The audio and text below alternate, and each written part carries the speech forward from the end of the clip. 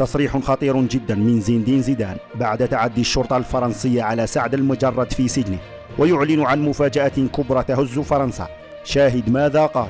لكن قبل التفاصيل لا تنسوا ذكر الله والصلاة والسلام على رسولنا محمد صلى الله عليه وسلم.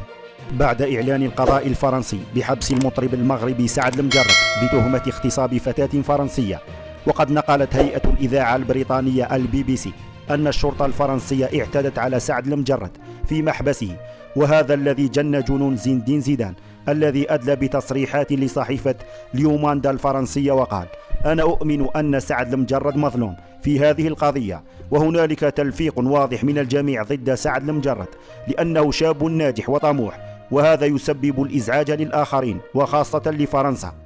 فكيف لهذا المطرب المشهور والذي تزوج منذ شهرين فقط أن تنتهي حياته بالسجن ولمدة 6 سنوات؟ فهذا سيدمر مستقبله.